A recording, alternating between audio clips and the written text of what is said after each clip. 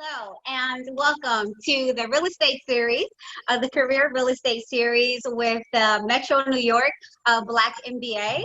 We are excited. Happy Friday, first of all. We are really excited to have you all joining us today and really looking forward to kicking off our third, or actually this is our fourth one, our real estate series, but this is around careers. Larissa and I will be your hosts for today, and we have a fabulous speaker with us, Sean Thompson. So let me just allow Larissa a moment to introduce herself, and we'll maybe get started. Thanks, Vonetta. Hi, everyone. Good afternoon, and indeed, happy Friday. Thanks for joining us. My name is Larissa Longchamp, and I'm a business development officer. And I'm really excited to be here and glad to have you all joining us. As Vonetta said, this series has been intended to inform and to inspire, so we hope to do that. And Sean, welcome and thanks for joining us. Oh wait, Sean is on mute. Sean, are you able to unmute yourself? Perfect, just in case. All right, awesome. So I just want to do a quick little introduction, and then I'll allow Sean some time to introduce himself. So Sean is the National Renovation Sales Manager for the country's third lender caliber. And he is, even though it's a long time ago, I listed him as just part of his bio is a musician, and I tagged him as turned mortgage influencer because that's what he does right now, and kind of lead the business, an industry leader, I'll definitely say. 20 years in the business, led award-winning teams. I personally worked with him once upon a time and saw all of his fabulousness and definitely admired him as a leader, visionary, problem solver, and really an outside-of-the-box thinker. So, for Sean, if I can just ask you to maybe tell us a little bit about yourself, how you got into the mortgage industry, and since you are the National Renovation Sales Manager, what is renovation financing? So maybe people can really understand that a little bit as well. Well, thanks. I don't know if I could top what you already said about me. That was pretty good to begin with. But yeah, I started out, I'd say in the mid 90s, I was a musician. I bought a $500 Ron LeGrand program in the middle of the night because, most musicians are broke, and I was about the same. So I did that, got really good at it. And some guy grabbed me and said, "What are you doing? Let me teach you the mortgage business." And I was about 24 or 25 when he did. And I got into real estate and the mortgage business then, 97, started at a small mortgage company, 98, was managing a few folks. By 2000, I got into renovation lending, and that I'm going to get into in just a minute. And then started with a small team. As you know, we spent some time together at Wells Fargo, which was the mecca for the mortgage industry for at least 10 years. And I was their #1 producer and manager for a good 10, 12 years. I currently run renovation lending, and I'll describe what that is in a minute, for Caliber Home Loans, which is one of the nation's largest non-bank retail mortgage companies. So, that's kind of me in a quick nutshell.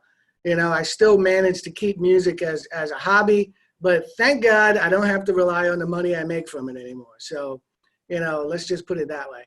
Not to say that you can't make money in the music industry, but I think you get where I'm going with that, right? So I live and work at the intersection of real estate finance, home improvement, product development, and sales coaching. So what I do is I develop and sell programs, mortgage programs designed for you to get the money to buy the house and the money to renovate the house at the same time, right? So we kind of see this idea spelled out on almost every HGTV program there is, but we never kind of scratch our head and go, well, how are they getting the money to do that, right? So I like to say it this way. Customers could buy a house and then come up with, let's call it $50,000 to do the repairs on the house that they just bought. Or they can come through me and I give you the money to buy the house and the money to renovate the house, and you put down a small down payment of the two. So that's an overview of the products that we sell, the way that we sell them, and the who I sell them for, and the how it enriches communities and lives and stuff is really the next step and kind of the real joy of it. So that's kind of who I am, what renovation lending is at a very high level. I guess we could get deeper into that a little bit, but kind of how I got to where I am today. I manage a small team of renovation people, but I oversee all of our products for about 5,000 employees here at the company as it pertains to renovation lending stuff. So we got about 6 or 7 renovation lending products. I watch over them, make sure the customers and contractors and realtors get what they need, to get these homes bought and renovated at the same time.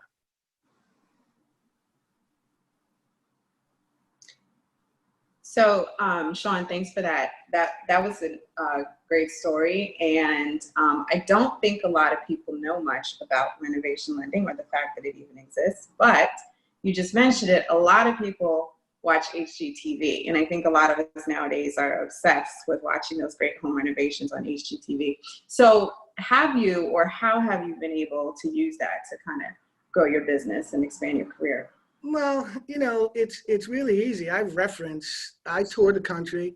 I talk to a lot of real estate agents. I train a lot of loan officers who are mortgage originators or bankers, if you will, on how to sell this product, because not even they know, right? Most real estate agents don't really get it either, but I do a lot of training on that. And I leverage the power of the culture of HGTV. In other words, everybody gets how Property Brothers episodes works, right?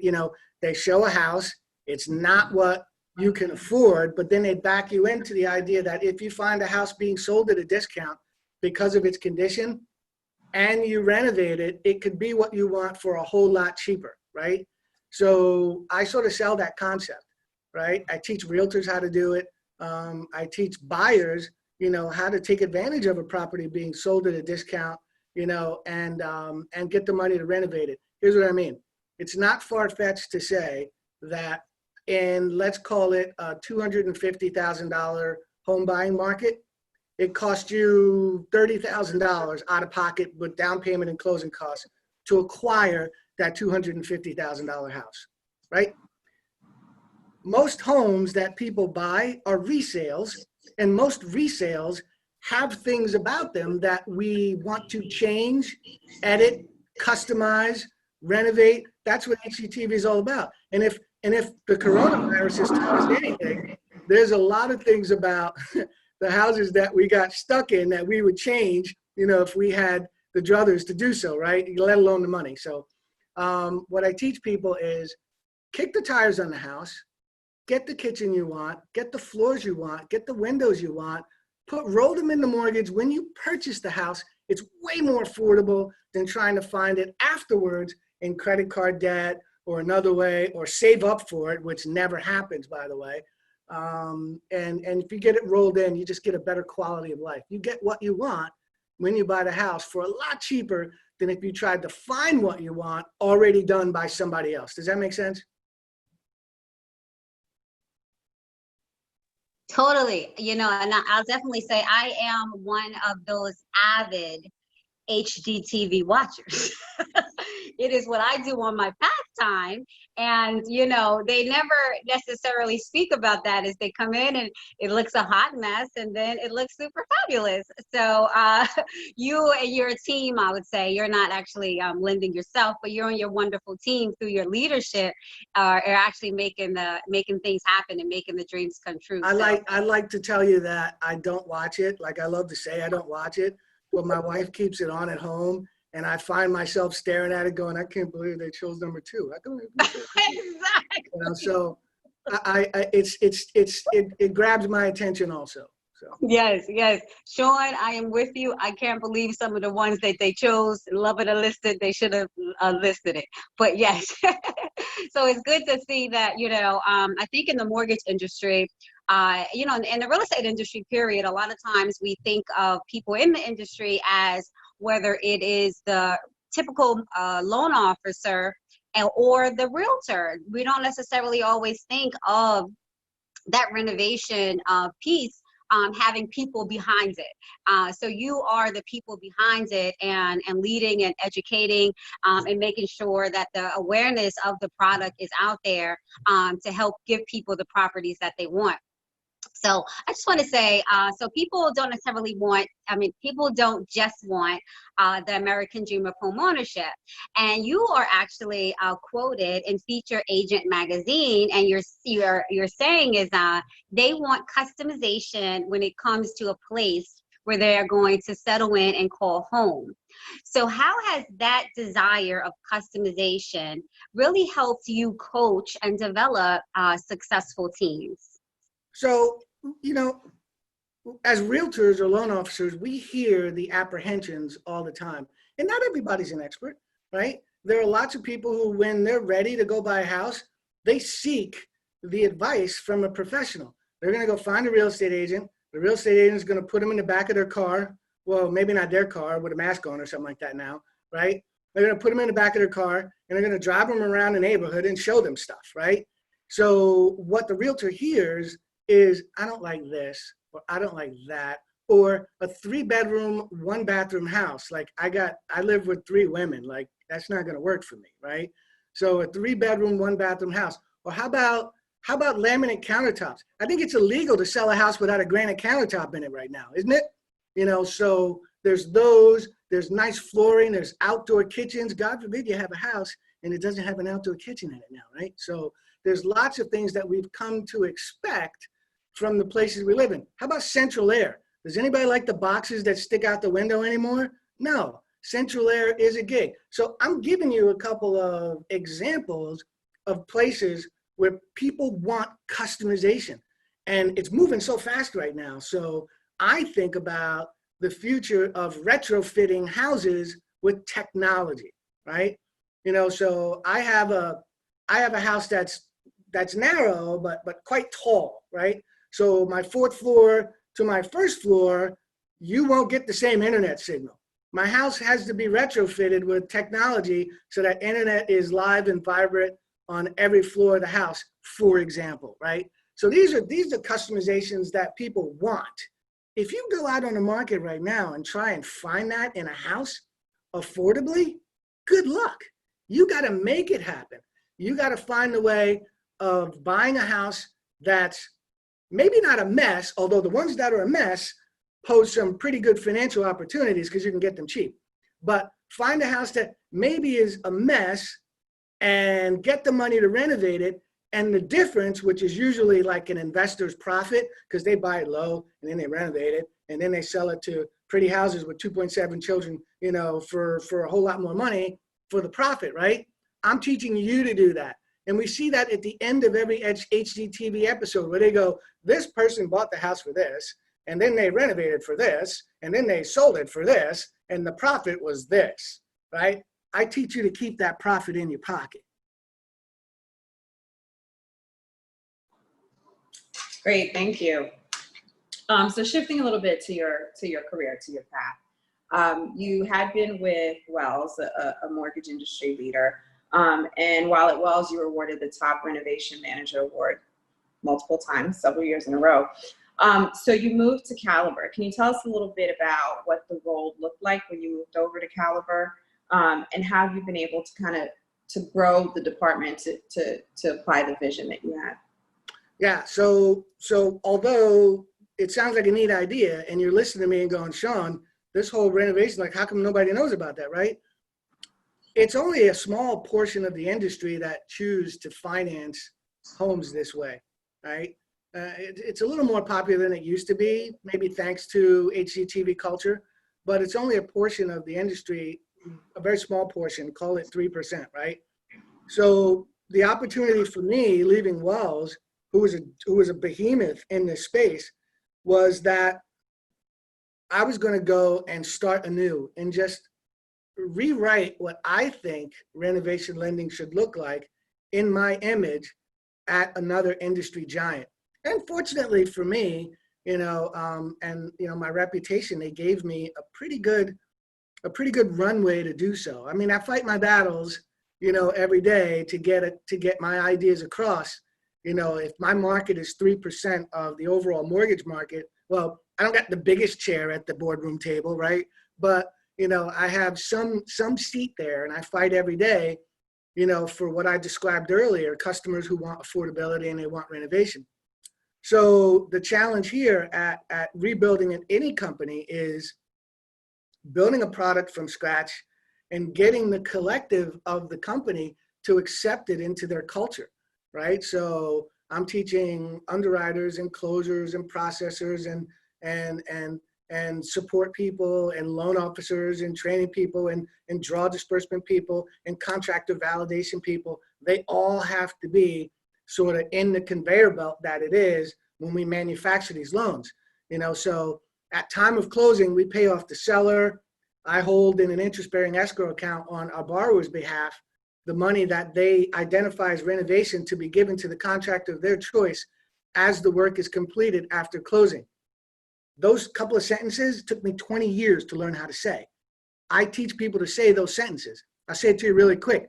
At time of closing, I pay off the seller. I hold in an interest-bearing escrow account on your behalf the money identified as renovation to be given to the contractor of your choice as the work is completed after closing, right? That's how it rolls off my tongue. I teach people to say those words and the benefit of being a good salesperson. We're all in sales. Everyone is in sales, right? I try and sell my wife every morning on not having to take out the garbage can.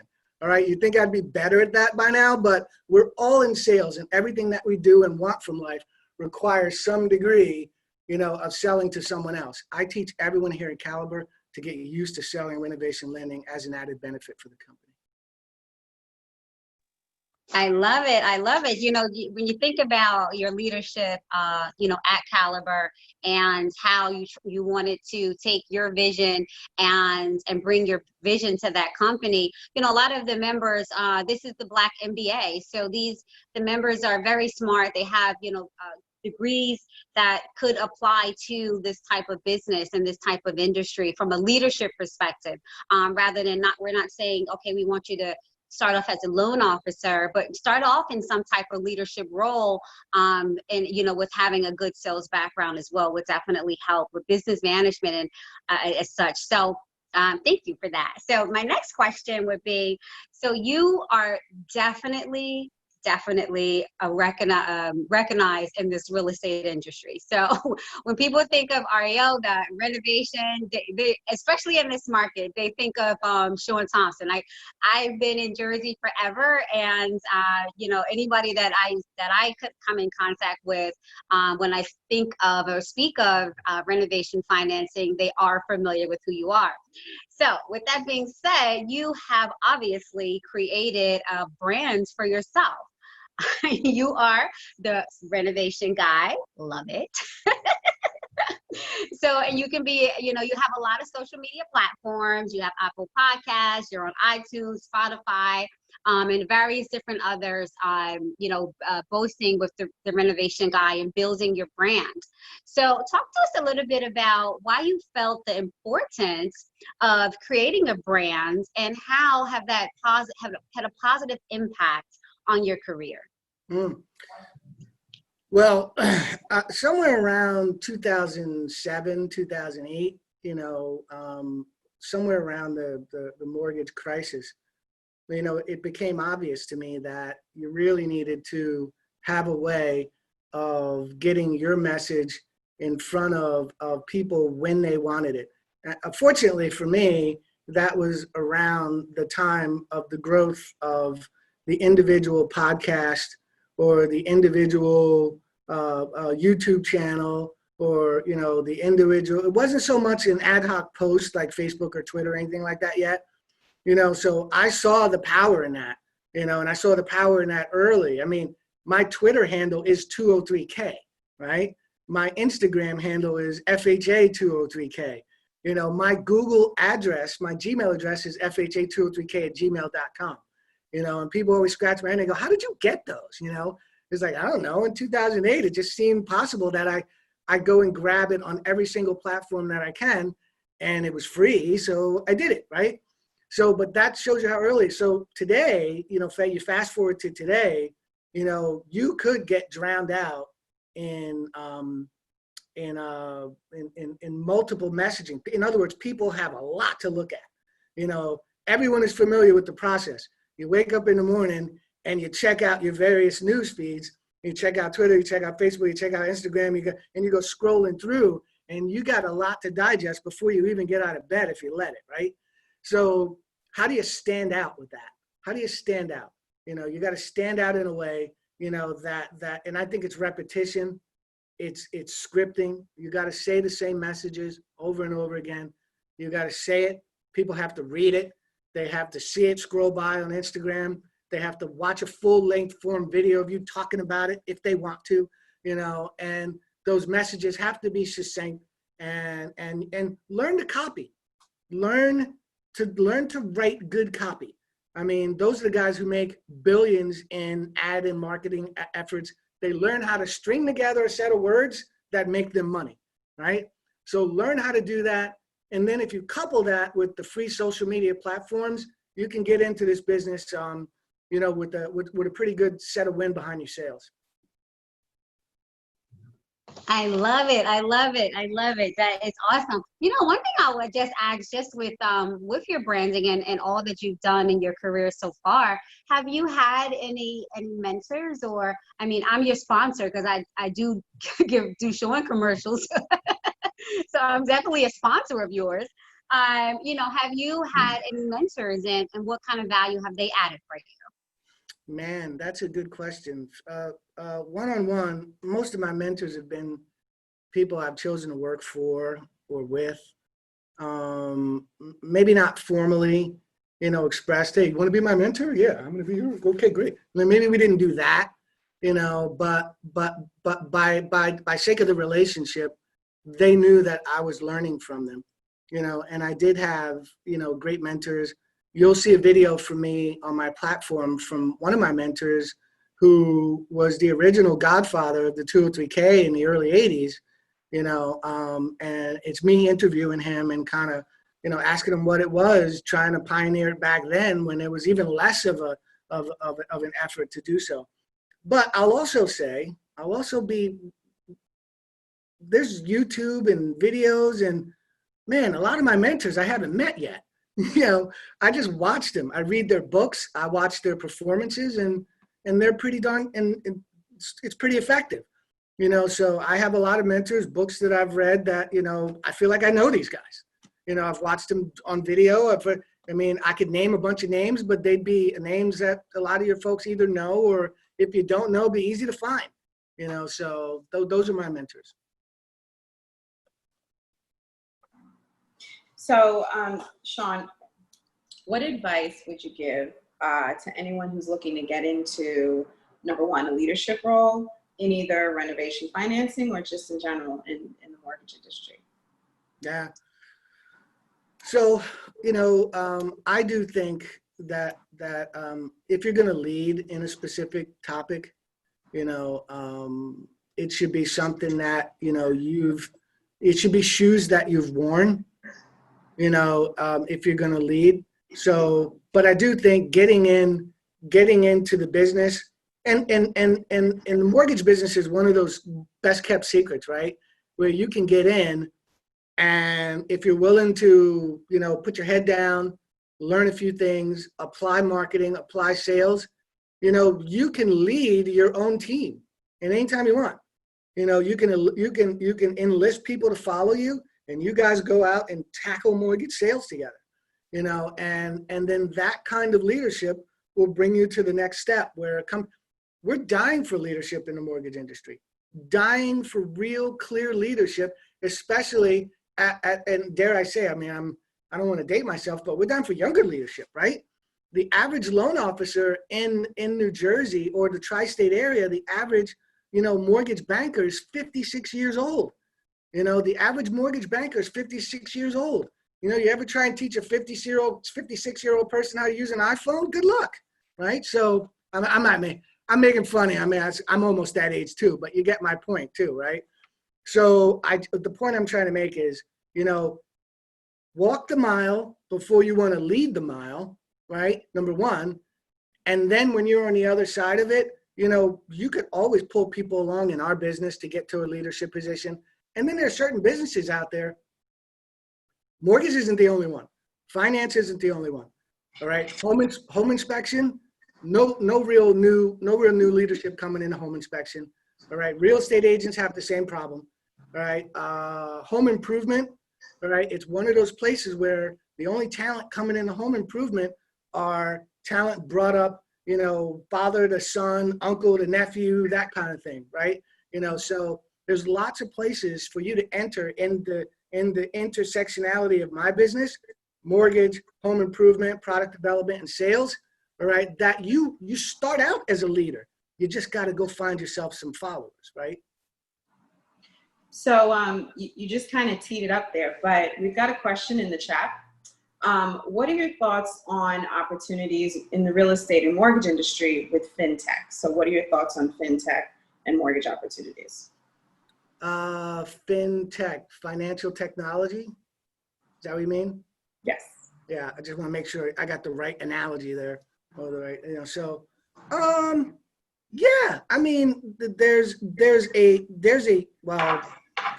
robust race towards closing the gap between when a customer asks for either money or a real estate transaction and when it actually happens. Now, will it ever be as short of a transaction as buying a Snickers bar? Probably not. But does it have to be 2 months? No.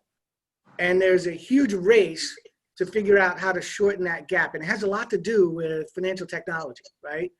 All the verifications that get done and all of the things that you need to do to make a mortgage transaction happen, there's a huge race, and it has a lot to do with technology. So that's kind of the way I would talk about fintech right now is the industry. Customers are hungry for this to be a lot easier than it is today. And that's where you can help out. Awesome. We have another question in the queue, Sean, and this one centers around choosing the right company once you get licensed. So they wanted to know, how do you know where to go, what company you should look to work at once you get your mortgage license? Yeah, and I would just also add one other piece of that question is, as a leader, do you need to have license? Well, what I'll say is if you are customer facing, you do need to be licensed, right? I don't deal with customers anymore, but I am licensed in a bunch of states, and I keep those licenses because I don't know, I just feel like, if I'm going to tell you what to do, I should kind of do it myself, right? So that's just me. Like, I don't want to be one of those guys going, when I used to originate, and nobody takes you seriously anymore. Shut that old guy up, right? So I'm still taking reps, if you will, when I can, so I do think you need to be licensed, number one. You need to understand what it is that, you're asking your folks to do. Two is, what company you go to. That's an interesting question, right? It really depends on where you are, what your market looks like, and largely mentorship. If you're getting into a company and you're going to work for a guy who's making, 7 figures, and you think you're going to get all of his time and all he does is ignore you, that could be the best company in the world, but that's the worst situation for you to be in, right? So you could go to a smaller, not so proven, maybe worse, arguably, company with an incredible mentor, that for you, it's just a way better situation, so find the company that's going to have management that's going to help you get to where you want to go, number one. All right, comp is important. Find the company that respects, what the market price, for what it is that you want to do is. If you want to get into mortgage sales, find a company that respects the market price for you going out and selling mortgage products, right? And then, make sure the brand is respectable. That when you go out and say, I work for X company, people don't throw tomatoes at you, right? So, and believe me, in today's social media world, tomatoes get thrown from all kinds of directions. So Sean, just piggybacking on that for a second, the licensing piece. For the renovation lending, is that the same license, that same origination license, or is it different? Yeah, it's a mortgage. It's a mortgage originator's license. You know, each state is different, but yeah, it's a mortgage originator's license. Awesome. So, you know, branding, choosing the right company, making sure that you're with that, you know, from a brand perspective, you know, you're with someone that's respectable. You know, I just also, you know, with COVID being here and, you know, where the new normal after COVID is going to be a different world for all of us. So do you see any, as from a renovation perspective and careers, do you see any new careers or new direction after COVID that may have impacted, things that may have changed or impacted the renovation space? Anything that might be on the horizon, you know, after we get back to or after we start our new normal, I would say. Yeah. So just off the top of my head, as it pertains to renovation, sure. You know, a couple things. You know, I couldn't watch one HGTV episode without somebody bringing up open concept, right? So now that you spent 60 days with your 3 kids and your parents, how you feeling about that now, right? So you might not, you know, you might want an older concept now that's got rooms that you can close and get away from people in. That's my first thought, right? My second thought is, you know, where we are situated in a suburb of the biggest city on the planet, you know, there's going to be a huge mass exodus of people who don't want to be caught in a situation like this and maybe realize the value for having a bit of elbow room, right? You know, so there's always been a healthy degree of suburban sprawl from New York City into your Delawares and PAs and in West New Jersey and Connecticut and stuff like that. But I think you're going to see a pretty steep ramp up of people who want to exit New York in favor of a little bit of elbow room and a yard and a house, rather than being in a box inside another big box that you pay a whole lot of money for. So what's that? That's services in real estate, that's services in mortgage, that's services in renovation, you know, that's services in upkeep, that's inspection services. There's lots of places where you can jump into to support what I think is going to be a pretty robust purchase market away from the big cities. That's my thought. You know, that's definitely some good insight.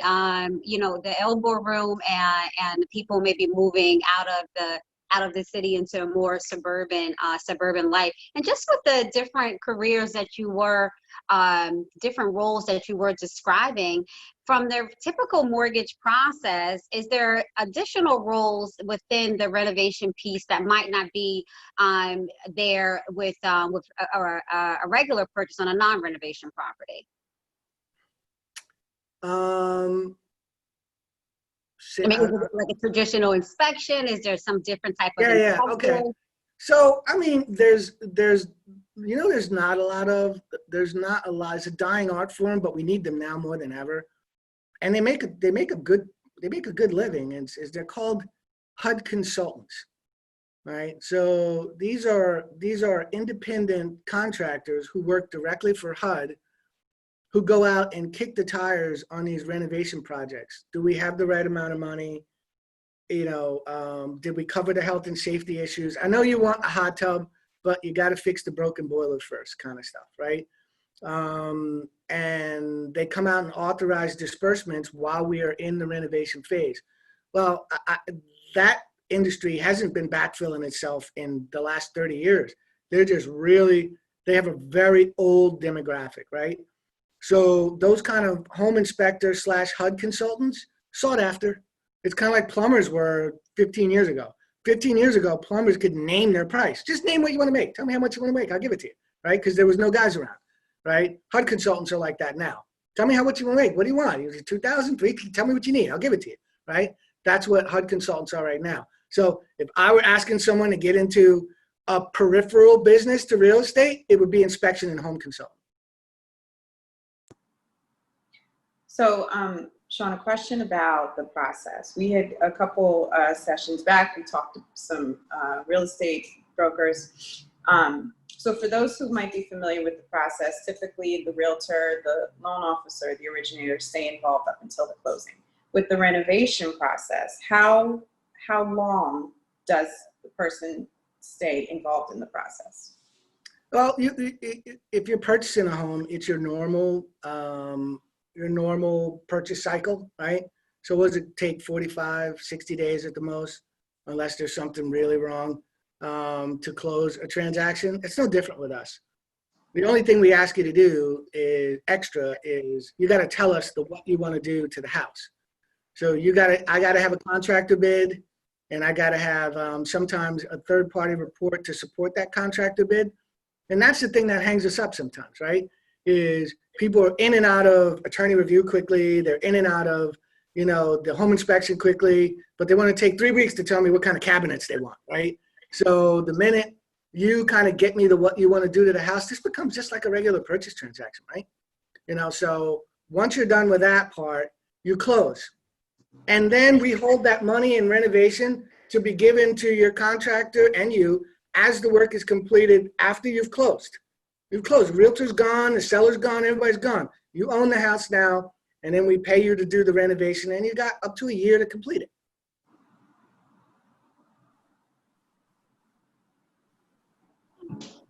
I love it. I love it. So, we had some commercial investors or commercial people on last week speaking about careers. So when you think about people that you have to partner with throughout as a leader in this space, who do you partner with from an external perspective, or is it just realtors? Like what does that look like? Real estate agents, contractors, other loan officers, sometimes accountants, CPAs, people looking at folks financing will refer us because we lend against the after improved value. Home inspectors, like I brought up, are a good source for us. So those are generally our partners. I guess from time to time we find loans in awkward places. Architects, can be a good source. Municipal leaders, right? So there was a time there where you and I worked together. When in Newark and Irvington was in a pretty bad shape, and the municipal leaders came to us and said, "Hey, how do we get these houses good again?" And Vonetta said, "I know." And she talked to so that's how that happened. I love it. I love it. And then just, from, we had two realtor broker owners on one of our other series calls, and they spoke about diversity in the real estate industry. We had pulled up some statistics, and from, this is the NYBLACKMBA organization, and we had from a real estate professional statistic, only 5% of realtors in the country are actually Black, 9% Hispanic, and I think 5% Asian. So not much diversity on the realtor perspective. When we think about the mortgage industry and renovation financing, what do you see from a diversity perspective? I can tell you, I'd like to see there be a better representation of the markets that we prospect in, right? So I can't tell you that is the case a lot, and this, particularly in New Jersey, we don't always have, the right shoe, the right foot for the right shoe, so to speak, right? When it comes to marketing and prospecting for this kind of business, in certain markets. I'd like to see a better representation of that than I do right now, to be honest with you. So it's not an incredibly ratio-wise respective number, if you will. So definitely room for opportunity. That's a better way of saying it, sure. There you go. Room to grow. Sean, is your job a 9 to 5, or could you tell us what's a typical day like? I'm a weirdo. Like, I still get up. I drive to my office. There's no one in my building. As you can see, my specific office is pretty big enough where I'm more than 6 feet away from anyone, if there was anyone out there, but there isn't. And, you know, that's usually about 6:37. And I leave here 5, 6, 7, somewhere around there, you know, but my phone doesn't stop ringing. So I have, you know, one of these like everybody else, and it's got my email on it. And, you know, maybe I can't do any robust work at home, but I can tell you there's still things that happen, you know, at home. But, you know, I'm not trading, which I think is more to your point. I'm not trading activity or physical activity for dollars or hours, right? I'm not trading hours for dollars. I'm way far away from that, right? I'm paid for my ideas, you know, and I've been able to pull out that early musician in me. And if you looked around my office, there's a full video, and back there is where I record all my stuff. And I do all that production because it was something that I could do, right? So I get paid for my ideas. I get paid for my thoughts. I get paid to make a decision. Now, the flip side of that is if I make the wrong decision, I get beat up, you know, pretty heavy, right? So, but, you know, those are the risks that you take, you know, at this level. I get paid for thinking. I don't get paid for giving you hours or taking this many bricks over there to over there. Not that is, I'm not trying to demean that profession or anyone who has to do that. It's just not what I get paid to do. I love it. You get paid to think. So when you think about, we have our MBA. Can you think of what might be a good degree for someone looking to go into this type of leadership role? Yeah. Marketing, number one. All right. Finance and marketing and finance would make sense.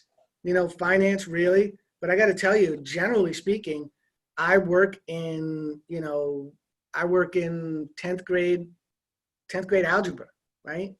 I'm just saying the mortgage business isn't rocket science.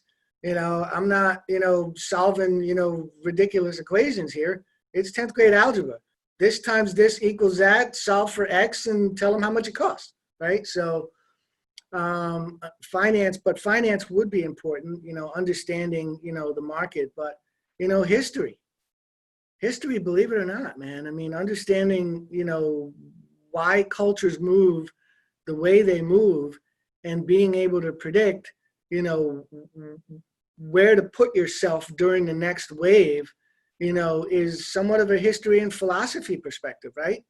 You know, so I would say philosophy, I would say sales, I would say finance, probably in that order.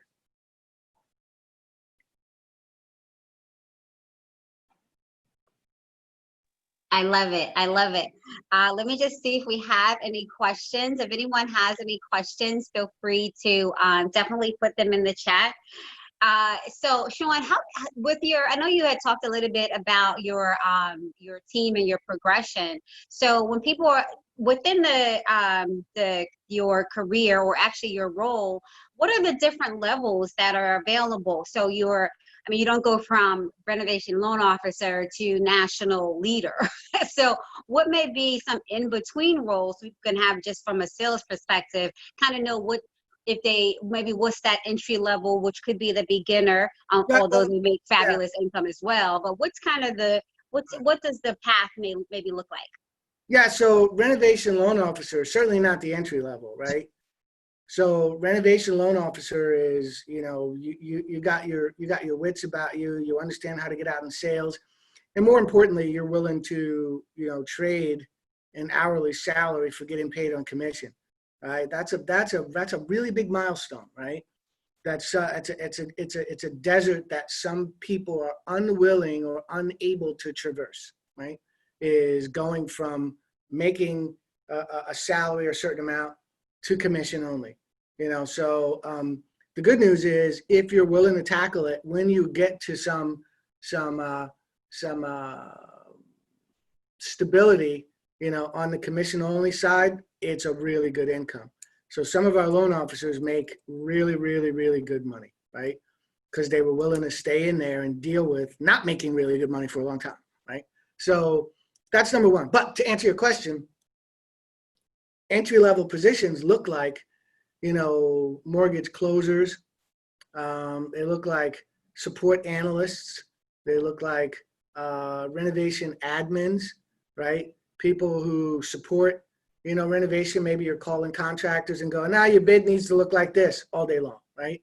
But you're doing what you got to do to get a foot in the door so that you understand that, one day I'm going to go and I'm going to be the mortgage originator with my own team, and that's where I'm headed. So I got to do these couple of jobs before I get it. Mortgage assistants, you call them at Wells HMAs. We call them PAs here. Production assistant, you call them home mortgage assistants, right? So they're a great place to start. A great place to start because someone's going to teach you every day what you got to do, to earn money, in this industry, and then once you got your originator legs about you, and it's kind of like boxers. Originators are like boxers, man. How long are you going to get in the ring? How long? 14 years? 15 years? You get beat up for 18 years? Like, when do you decide that I've taken enough punches, right? And then they get out and they go into management. You don't get paid nearly as much, but you don't get punched in the face nearly as much either, right? So I think that's kind of the trajectory in the mortgage industry. There's all these positions you can get in leading up to the pinnacle, which might be mortgage origination and having a really good, solid group of business. And then the twilight is more leaning towards management. And if you get lucky, you get to be, something like what I did, where I kind of do both, right? So. I love it. And, just thinking of just some of the things you were just saying, just around one of our other conversations we had was just around networking and working with different organizations, being part of whether it's realtor organizations. Are there, so that you can kind of get in the industry. So sometimes when you're beginning and you're looking to be a part of something, starting off as supporting an organization might help you get in the door. So are there any organizations that you might be a part of and or recommend, aside from, going to join this fabulous one? Well, obviously this one, right? And then you're gonna make me try and remember all the ones with the weird acronyms, right? So, NAREP, of course, NAREP. I mean, I think I said both of those right. I am the first president of the National Association of Renovation Lenders, which we call NARL, right? And that is a sort of lobbying, education, and standardization association for lenders that do renovation lending, their loan officers, their underwriters, their HUD consultants, their support people, so like any other association, NARL, National Association of Renovation Lenders, would take in, folks that want to get in the corridor in this business, right? So that's a good one, I would say. National Association of Home Builders, right? National Association of Realtors, of course. And those are kind of unavoidable, right? If you're going to be in this business, you got to be in some of those. But, you and I know each other from NAREP and NARAB, right? So, we've done those two as well. I would probably say that. Awesome. So National Association of Renovation Lenders. I didn't even realize that there was. So congratulations, first president. So we're actually just closing out the hour. Larissa, did you have any additional questions for Sean? Oh, we can't hear you. There you go. Come off mute for you to hear me. Sorry about that. So, Sean, you did talk about managing a team. So do you have any thoughts on sort of how to approach that, what you look for, how to build a team that's going to be successful? Building a team. Now being handed a team in a working environment. There's 10 people that had a boss, and then that boss left, and now you're their boss, right? That's one thing. All right. That is a lot easier than building a business that requires more people as the business builds. right? That is totally different, all right? And in the second scenario, you know, I would say you really want to push yourself as hard as you can until you can completely identify what this new person would do. If you can't identify what this new person would do and you just want people for the sake of having people, you're making a mistake, right? Know what know what you need that person for, all right? Because the worst thing you can do is take on somebody and give them no direction or give them no longevity in your business because you didn't plan out what you needed them for. And 6 months later, you find out, oops, I didn't really need you. I just have one other question just around, you know, we talked about the HDTV earlier, right? Yep. And when I think about, we're going into our next series and for this real estate series, and it's going to be around investing. So as the National Renovation Sales Manager with your team, do you guys also partner with investors that are doing that renovation flip and buy and flip type of situation? Or do you guys work in that realm as well? Yeah, so I'm in the residential financing, right? So yeah, it's on single family mostly, some 2, 3, and 4 units, right?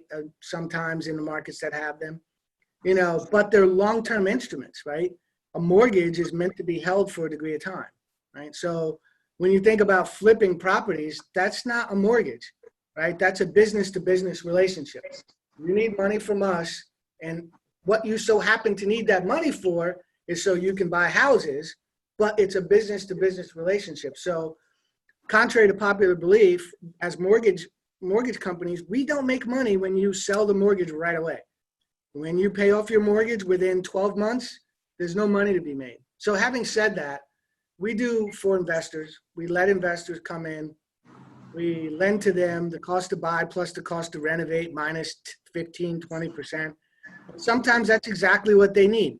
But if it's a constant flipping situation over and over and over again, what you're really looking for is a business-to-business relationship with a hard money lender or banker, not a mortgage.